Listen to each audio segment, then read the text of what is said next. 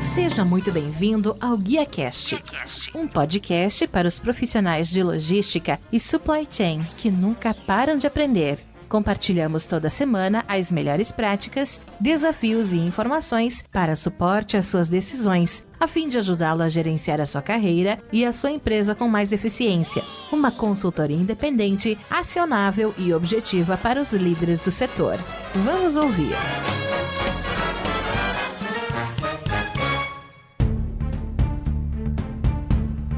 Olá, que tal? Tudo bem? Para você que acompanha o GuiaCast, eu sou o Rodilson Silva e trago para vocês hoje uma entrevista com Murilo Soller, executivo sênior de Supply Chain na SKF Group. O Murilo tem formação em Administração e Comércio Exterior pela Uninove, pós-graduação em Negócios Internacionais pelo Mackenzie, certificação de Supply Chain Professional pela Apex, além de gerenciamento de operações, manufatura e cadeia de suprimentos pela Universidade de Ohio. Tem mais de 15 anos em grandes organizações como Bradesco, Bosch, ocupando a posição atual de gerente de área logística e demanda na SKF Group. Seja muito bem-vindo ao GuiaCast, Murilo. Olá, Rodilson. Bom dia. Muito obrigado aí pelo convite. Feliz de estar aqui com você e poder contribuir aí com o canal e com os ouvintes. Obrigado pela oportunidade.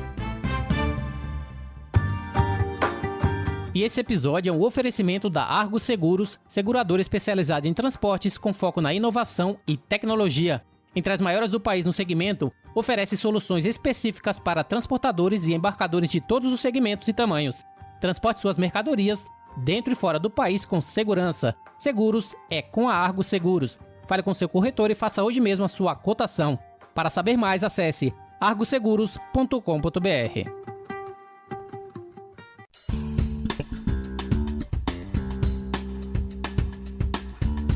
Murilo, você trabalha na SKF, que é uma empresa especializada em engenharia mecânica e industrial, que começou com a invenção do rolamento autocompensador em 1907, que posteriormente evoluiu para muito mais. Você poderia falar um pouquinho para a gente, inicialmente, sobre a empresa, sobre a SKF Group? A SKF é uma empresa de origem sueca, pelo próprio ano de fundação aí, é uma empresa centenária, mais de 110 anos, né, caminhando para 115 anos. A gente tem uma presença global, a gente hoje tem um escopo aí aproximado de 42 mil colaboradores a nível mundial. Nosso portfólio ele é extremamente diversificado e a gente vai falar um pouco aqui sobre, né, como funciona a nossa capilaridade, né, o nível de complexidade, né, do ponto de vista inclusive de supply. E a gente cobre aí hoje aproximadamente 40 tipos diferentes de indústria, né, isso agregando a área automotiva. A gente tem um range aí de mais ou menos 94 sites de manufatura, ou seja, produção SKF, com uma presença em mais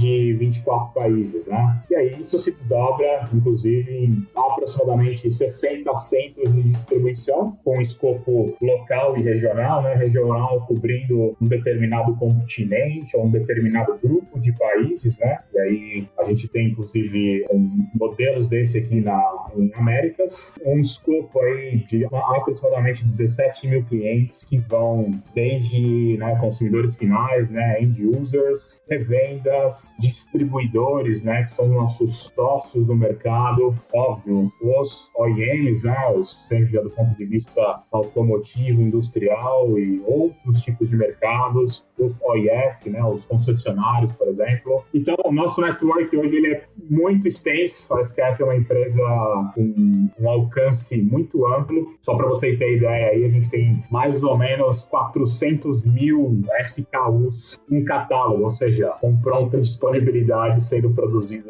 nos nossos centros de manufatura, né? Então, é um escopo e um alcance aí gigantesco. Eu costumo dizer que são múltiplas empresas dentro do mesmo grupo, né? Um conglomerado. Para a gente de supply é bastante divertido. Ou seja, você tem uma grande responsabilidade tendo como posição atual gerente de área, logística e demanda na SKF. Quais são as suas atividades principais como gestor na empresa? Meu principal papel verdadeiramente entregar ou proporcionar a melhor experiência e solução para o cliente, seja através de um produto, seja através de um serviço, seja através de uma solução customizada. E a gente tem também o papel de ser um agente de mudança, né, junto com a diretoria aqui América Latina, na transformação digital e inovação dos novos modelos de negócio, né? E é óbvio que isso se desdobra no nosso papel aqui, no nosso role, como gerente de logística e demanda.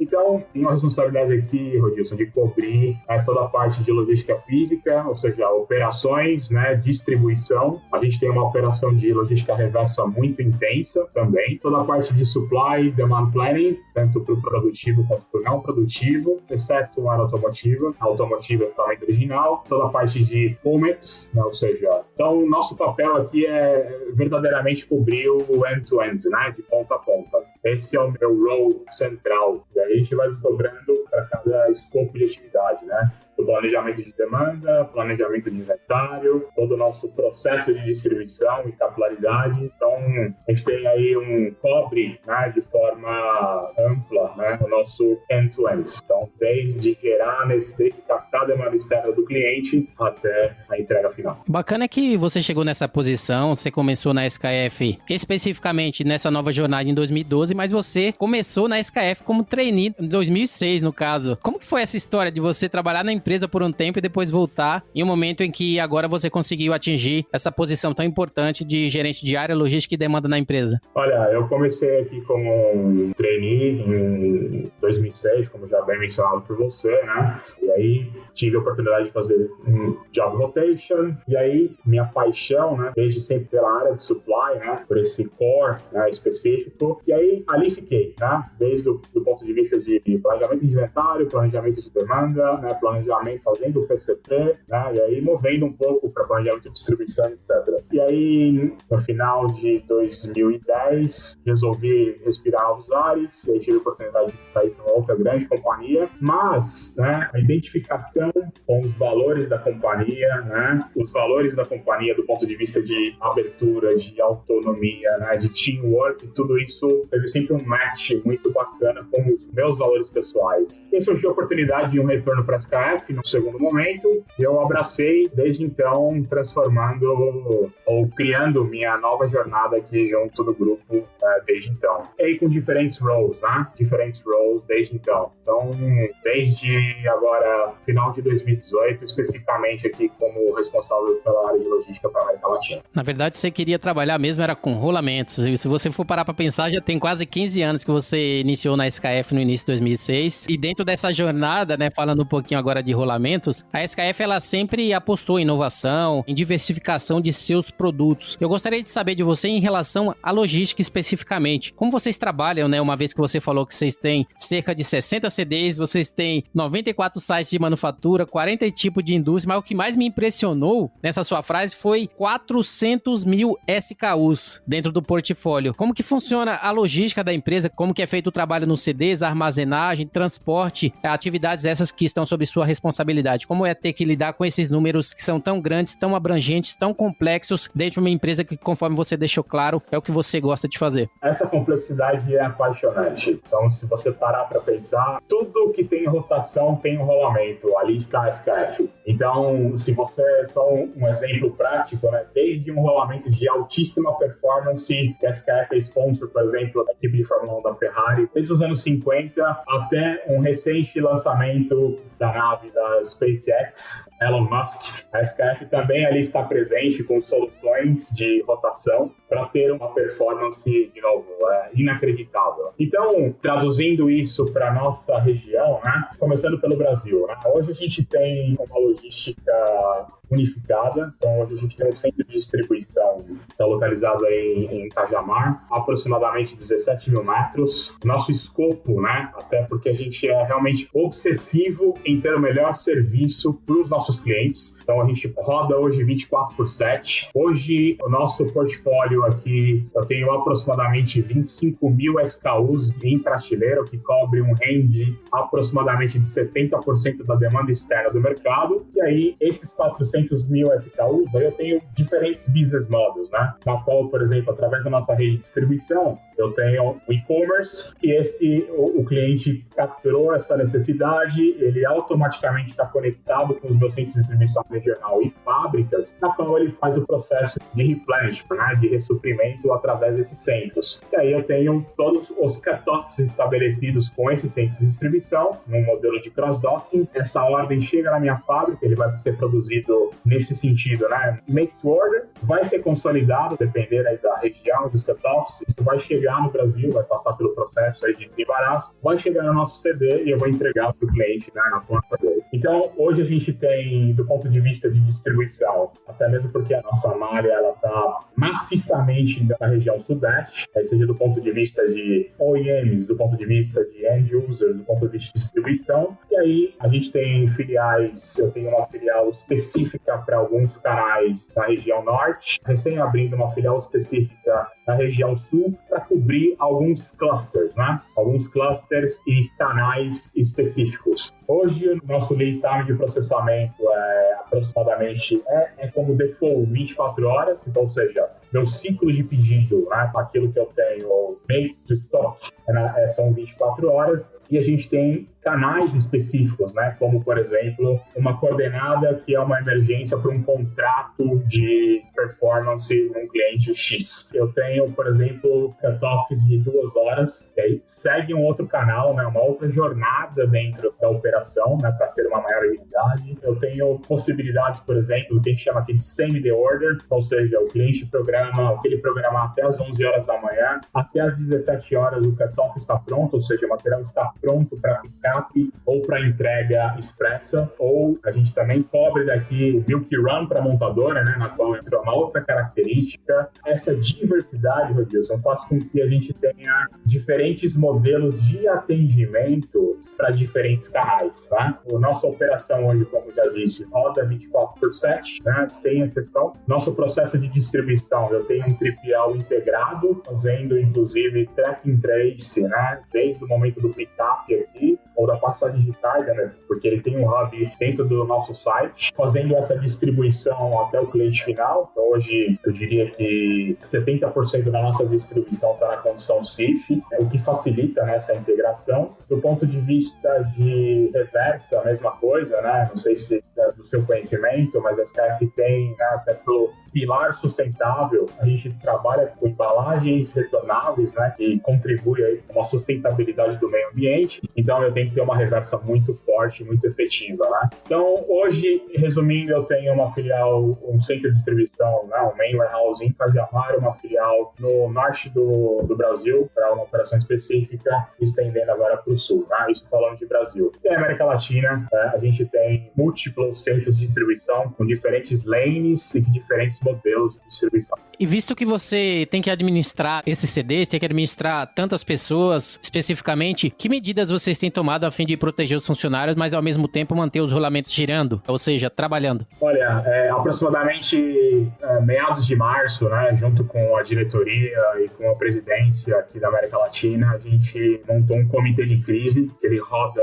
todos os dias, sem exceção, às 8h30 da manhã, né, algumas figuras específicas. E ali a gente, com base nesse comitê de crise, tomando decisões, né, todos os dias para manter o bem-estar dos nossos colaboradores, né, essa prioridade número 1, e é óbvio, né, manter a indústria rodando. O que a gente adotou aqui, né? São múltiplas frentes, mas eu posso listar algumas que foram talvez as principais, né? O primeiro ponto é, assim, colocar a equipe de saúde disponível nos sites operativos, ou seja, nas nossas áreas de manufatura, né? A gente tem hoje 2 sites de manufatura automotiva e industrial que também estão em Cajamar. Eu tenho essa triagem. A gente também construiu um app para cada colaborador, na qual ele responde um questionário todos os dias que ele vai adentrar o site, aí olhando como é que eles estão, sintomas e etc.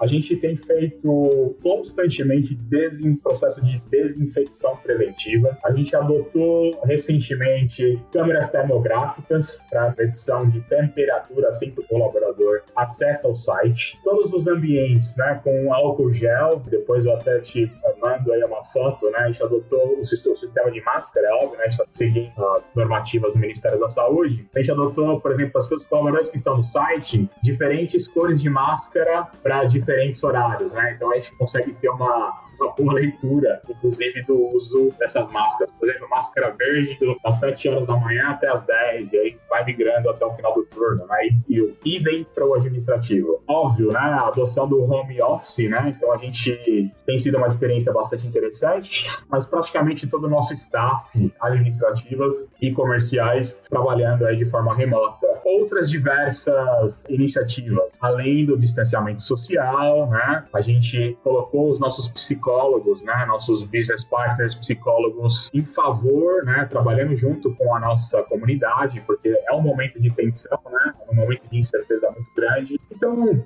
a gente realmente tem tido como prioridade zero o bem-estar dos nossos colaboradores, mas é óbvio que a gente também precisa manter o negócio rodando e atendendo bem os nossos clientes. Nós falamos muito sobre rolamentos, mas eu sei que a SKF ela tem um portfólio bastante diversificado, como falamos no início. Ela trabalha com rolamentos, trabalha também com gestão de lubrificação, vedações, serviços, etc. Você poderia só nos dar um overview, qual que é o portfólio atual da empresa? Olha, Rodilson, poderíamos ficar falando aqui por horas sobre o portfólio. Vamos começar pela área automotiva de forma bem resumida. Equipamento original, ou seja, onde a gente está presente nas principais ou nas grandes montadoras, onde a gente cobre praticamente aí, a gente está com as vencedoras hoje do ponto de vista de market share aqui no mercado nacional, né? E isso aqui tem um viés muito grande com a nossa transformação e leitura do que aconteceria no mercado brasileiro. Isso foi um planejamento aí de 5, 6 anos. Então hoje a gente tem um footprint de manufatura que cobre as principais montadoras aqui no país, né? Voltado para rolamentos de roda, tá bom? Então a gente cobre esse portfólio. Para a linha pesada, múltiplas aplicações. Para a linha de distribuição, ou para a linha de reposição, né, o aftermarket, aí o portfólio também é tremendo. Bombas de água, kits de polia com tensor, toda a parte de undercar, né, suspensão em direção, então pivôs, terminais, axiais, bieletas, bandejas, juntas homocinéticas, cruzetas, aí quando pega a parte de motor, bomba d'água, o próprio tensionador, o kit de polia, como já comentei, além, óbvio, dos rolamentos, né? Então, a gente tem hoje pro aftermarket automotivo, por exemplo, eu tenho 4.000 SKUs aqui à disposição, tá? Com pronta disponibilidade, né? O que vai muito além do rolamento. Quando a gente entra no mercado industrial, aí o portfólio é tremendo, muito além de rolamentos e com múltiplas aplicações, né? Dependendo do tipo de indústria, mas a SKF é uma empresa que tem o DNA de inovação, né? E aí quando você pega, por exemplo, sistemas de lubrificação, a gente tem engraxadeiras automáticas, lubrificadores automáticos. Imagina, eu tenho um parque industrial de papel e celulose onde não existe intervenção humana, né? O lubrificador está sendo monitorado de forma online e colocando no dispenser do ativo a dose certa de lubrificação, né? Isso sendo monitorado de forma online, literalmente, né? Aí quando a gente pega a parte de vedação, ele é um complemento do rolamento, né? Então toda boa aplicação, bom rolamento vai a uma boa vedação, ali a SKF está, né? Do ponto de vista de guias lineares, né? A parte de mecatrônica, assim, o portfólio ele é muito extenso, né? Por isso que eu comentei contigo que a gente poderia estender horas a fio aqui falando da nossa oferta para o mercado. Mas, literalmente, a gente cobre a indústria brasileira com o nosso portfólio. Não, foi mais para ter uma ideia, um overview, porque muitas pessoas, às vezes, não sabem qual é o range de alcance, não sabem quais são os produtos, e apenas para ele ter uma ideia de que esses produtos fazem parte do seu cotidiano, eles estão em veículos, em vários equipamentos. É importante a gente entender que tem uma empresa sueca, a SKF, que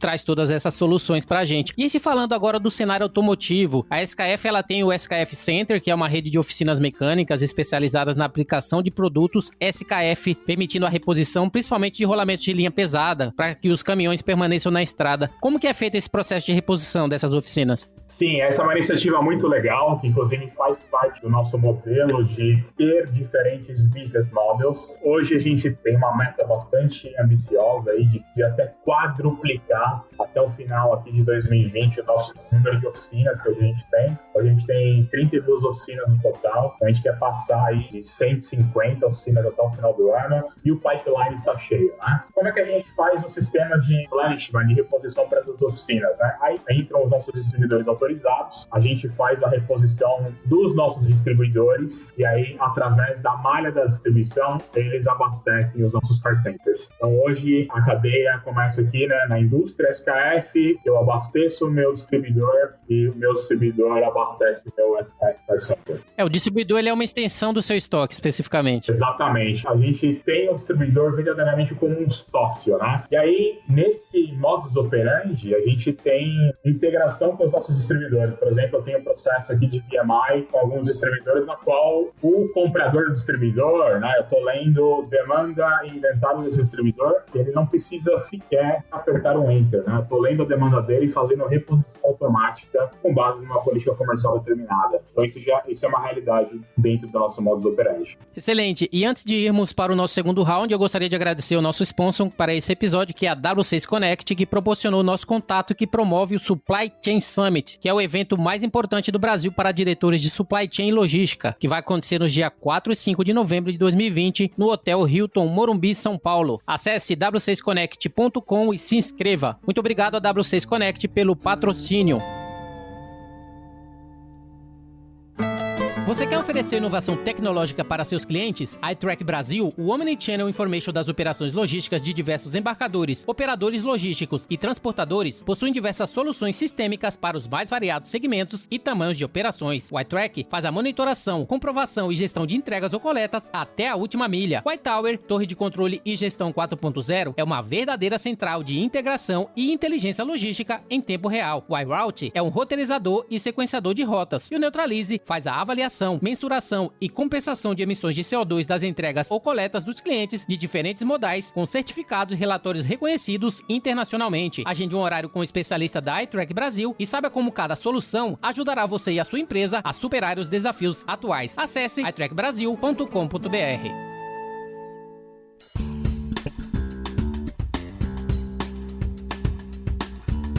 Continuando, Murilo, o planejamento de demanda através do S&OP, ele ajuda a superar momentos de crise, principalmente como que estamos vivendo agora. Que ferramentas de planejamento a SKF usa a fim de garantir maior acuracidade, disponibilidade e a fim, principalmente, né, de poder lidar com tantos SKUs e tantos serviços que é oferecido por essa empresa? Essa é uma jornada que a gente começou há 5 anos, até um pouco mais, de como a gente automatiza o nosso supply chain, né? Exatamente por conta dessa complexidade, né? E não só no nível de SKUs, mas atendendo diferentes indústrias com diferentes sazonalidades e diferentes timings, né? Então, a automação do nosso supply chain foi e segue sendo prioridade dentro da agenda. Então, a gente começou azeitando a casa, ou seja, como é que eu automatizo os meus processos. A gente tem seguido aí com a Tools Group, né, que é um dos grandes players, usando a modelagem de um software externo chamado Supply Optimization i9. Então, é um software bastante robusto e a gente,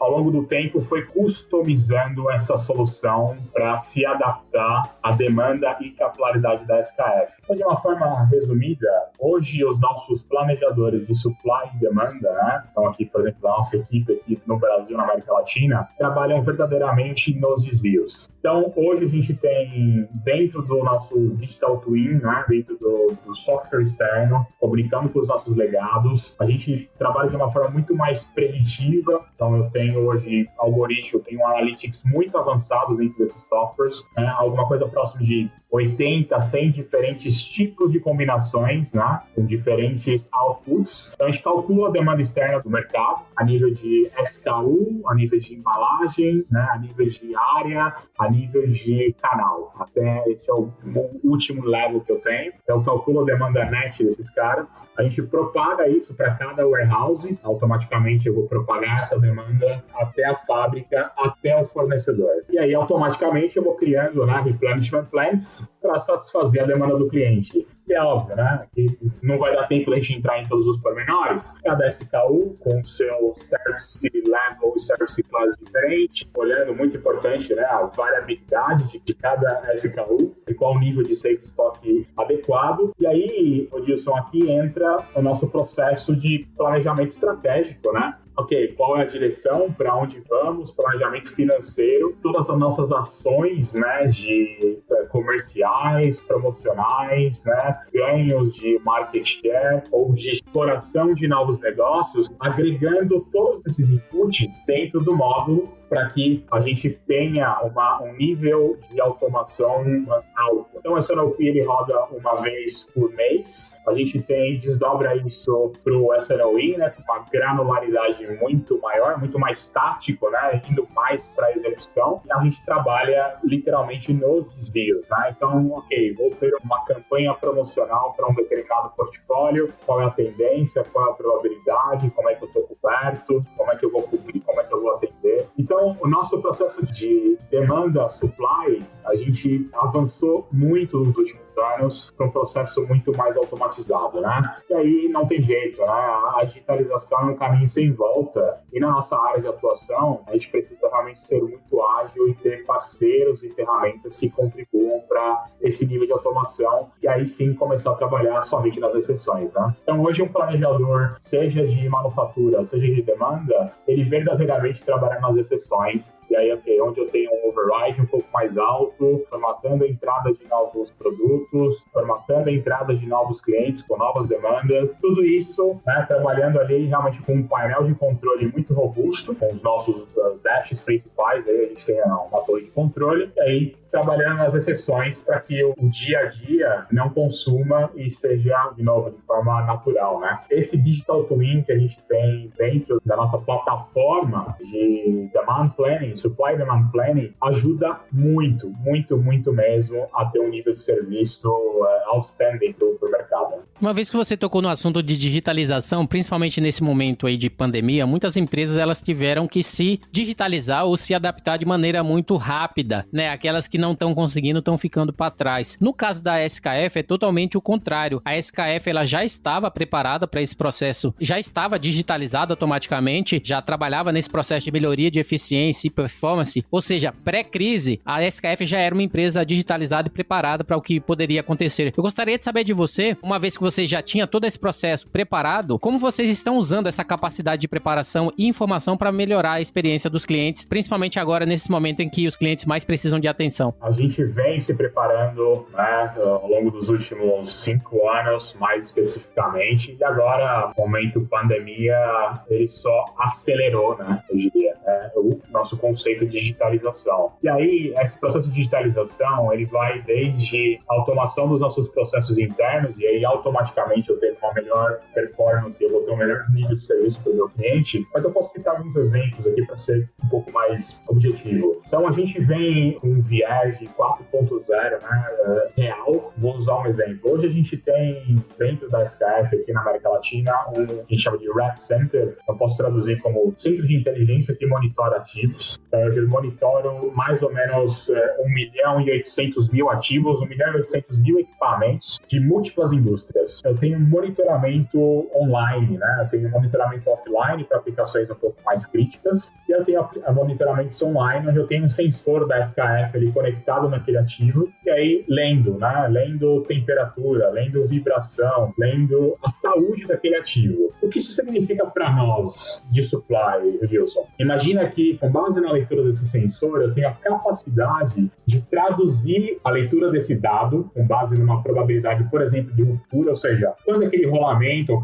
quando aquele mancal vai falhar, e eu traduzo isso para a nossa cadeia de suprimentos, né? Então, já definindo, com base nesse algoritmo, ok, ele tem uma probabilidade de falha de 70%, meu lead time é de 6 meses, por exemplo, de distribuição, meu lead time de manufatura são mais 2 meses, quando é que eu tenho que ter esse rolamento disponível? Isso é um processo que a gente vem atuando já desde 2018, ainda em fase de POCs, mas verdadeiramente eu coletar esse dado, né, e otimizar por completo a minha cadeia de suprimentos. Então, ou seja, hoje, modus operandi, né, é óbvio que eu não vou deixar o meu cliente nossa cadeia de suprimentos é extensa. Então eu tenho um distribuidor, eu tenho o próprio estoque do end user ali e o estoque da SKF local. Imagina o potencial de otimização não só para o cliente, mas para o fluxo como um todo, né? Eu não vou deixar o cliente ter downtime, eu vou otimizar a cadeia por completo, eu vou ter menos desperdício de material, eu vou ter uma otimização de CO2. A gente tem trabalhado nessa direção de uma forma muito intensa, né? Esse é um exemplo, né? Aí quando a gente pega as nossas operações, por exemplo, de manufatura, né? A gente passou por uma onda de investimento muito forte, né? Ao longo dos últimos 3 anos, mais especificamente. Então hoje eu tenho uma operação 4.0, desde o processo da entrada do aço até a transformação do rolamento, com múltiplos robôs, e eu tenho um operador com um tablet, né, monitorando ali a produtividade daqueles equipamentos. Quando a gente pega no processo de movimentação, por exemplo, hoje a gente trabalha com telemetria dentro dos nossos equipamentos. Eu consigo medir mapa de calor,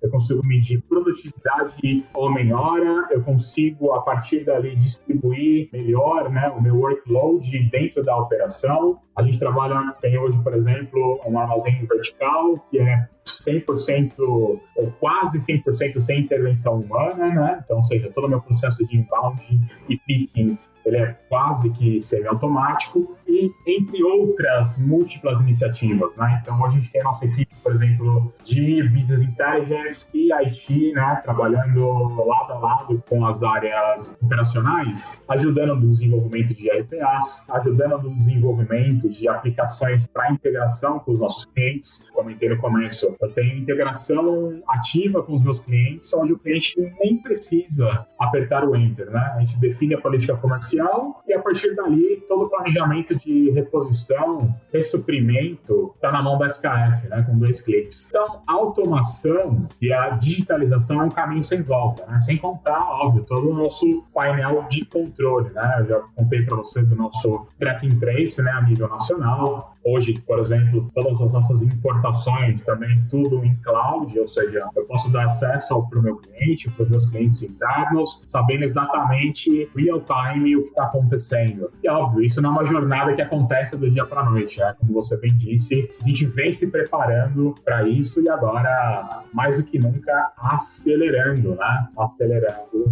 entregas digitais para o nosso processo e a nossa oferta para o mercado serem cada vez mais eficientes. Você me fez ter vontade de estar trabalhando em operações novamente. Eu tenho certeza que quem está escutando aí o episódio, eles devem estar pensando, pô, eu quero trabalhar na SKF. Parabéns pelo trabalho que vocês estão fazendo. Eu gostaria de perguntar para você também, que é algo que eu acompanhei exclusivamente, o SKF Fórum, principalmente o de maio, onde teve o tema Operação e Manufatura na Indústria durante e pós-pandemia, que vocês receberam vários convidados, entre eles Vladimir Galdo, ali diretor executivo da Gerdau, Paulo Ricardo, diretor industrial da Suzano, e Vitor Corales, diretor de manufatura da SKF. Fora essas colaborações, eu sei que vocês tiveram também o fórum agora, o SKF Fórum em junho, mas fora essas colaborações, como vocês têm efetuado com as empresas outros tipos de colaborações, principalmente dentro da tua área, a fim de usar esse benchmark e insights em prol da melhoria das operações? Muito legal sua pergunta. A gente, de novo, não é de hoje, nossa missão de ter uma tríade sustentável, né? Com um foco colaborativo, com um foco social, é claro, com um foco econômico, né? Esse fórum foi um bom exemplo disso, né? E aí, por exemplo, no caso aí, com o caso da Suzano, né? A Suzano é uma parceira já de mais de 20 anos, onde a SKF entra com toda a parte de confiabilidade, né? De engenharia de confiabilidade, toda a parte de monitoramento de ativos, né? Ou seja, eu consigo fazer a preditiva da saúde daquele ativo, toda a parte de lubrificação e outras soluções, né? Quando pega a própria Gerdau, a gente tem um escopo muito parecido, né? A Gerdau também, né, é uma parceira muito forte, ou seja, a gente prestando serviço para a Gerdau e a Gerdau também sendo nosso fornecedor. Isso, trazendo para a logística, a gente também tem o nosso pool aí de colaboração, então a gente tem aí múltiplas indústrias ou múltiplas empresas, né, de serviço junto conosco, buscando soluções, né, para o mesmo fim. Por exemplo, a gente tem parceria com uma empresa de distribuição onde a gente compartilha o mesmo espaço e o mesmo recurso para fazer distribuição para determinada malha. Eu tenho parceria com algumas indústrias, né, fazendo pool de embalagens, por exemplo, para fomentar a nossa competitividade. A gente está avançando, por exemplo, no condomínio que a gente está situado, com diversas frentes, né? Como, por exemplo, mão de obra intermitente, uma parte de facilities. E, assim, verdadeiramente, Rodilson, ninguém faz nada sozinho, né? Então, essa parte colaborativa, ela é muito importante, ela é fundamental, né? Em prol de um mundo melhor, né? Isso não é jargão, isso não é clichê. E em prol, né, da melhoria das operações, né? Então, com esse ponto, né, com esse ponto de partida de que ninguém faz nada sozinho, essa colaboração ela é fundamental. Por isso, a gente tem a nossa tríade, como já mencionei, econômica, social e colaborativa, com foco na sustentabilidade, né? E não a curtíssimo prazo, mas a médio e longo prazo. Exatamente, a colaboração ela é a chave para as empresas que querem crescer, que querem fazer benchmark, principalmente em momentos de crise como o que estamos vivendo agora. Minha pergunta para você agora, falando um pouquinho relacionado à crise, sempre tem um termo que diz tempos de crise também são tempos de aprendizagem. Eu gostaria de saber de você, profissional mesmo de supply chain, o que você tem aprendido em face dessa necessidade de adaptação atual, que você vê que você vai poder usar em sua experiência profissional posterior quando toda essa crise acabar? Essa é uma pergunta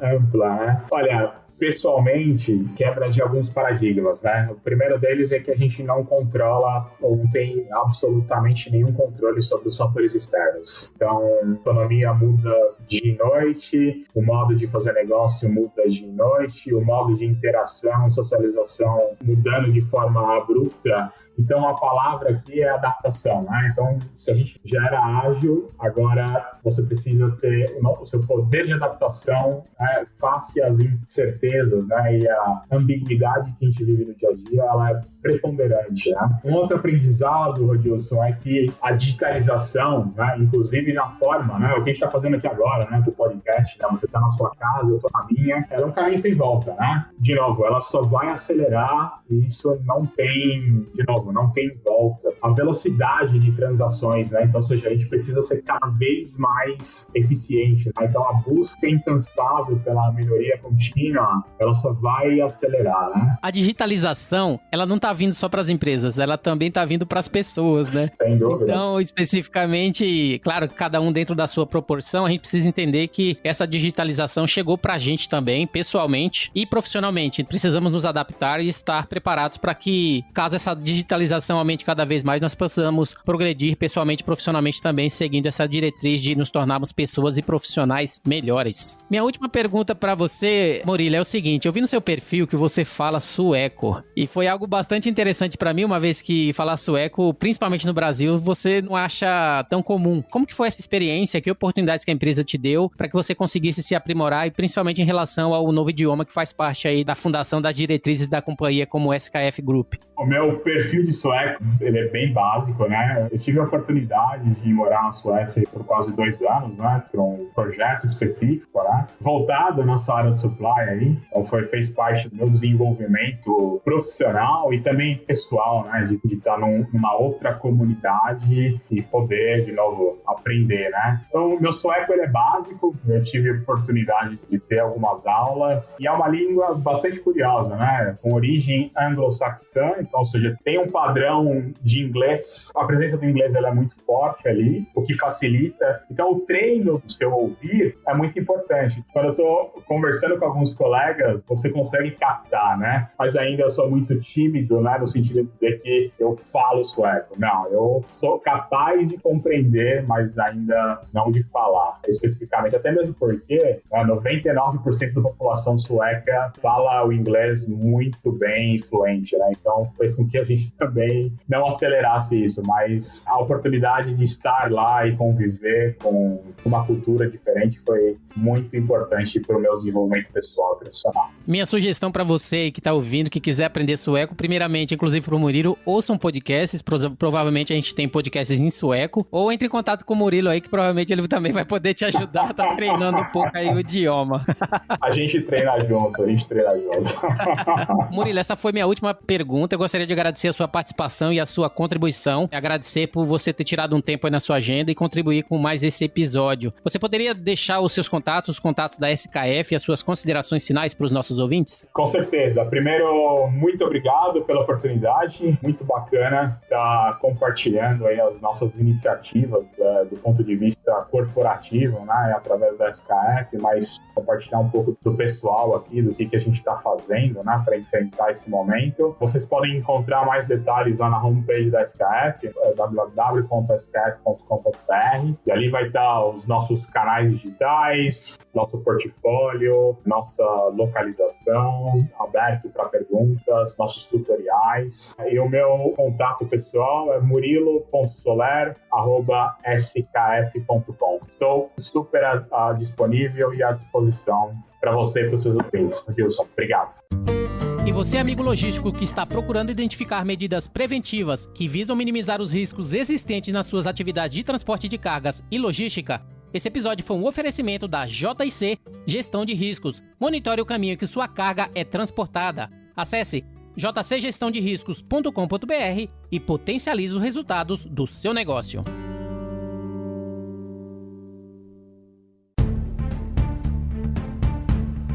Muito bem, se você gostou desse episódio, você pode compartilhar com seus colegas, amigos e profissionais de supply chain e, se possível, deixe uma avaliação e um comentário em ratedspodcast.com/guiacast. Muito bem, o GuiaCast teve a honra de receber Murilo Soler, executivo sênior de supply chain na SKF Group. Você também pode me encontrar no LinkedIn, é só procurar Rodilson Silva, comunicador logístico multiprofissional. Eu sou Rodilson Silva com Murilo Soler, que te envia um GuiaCast abraço. Até a próxima, tchau, tchau.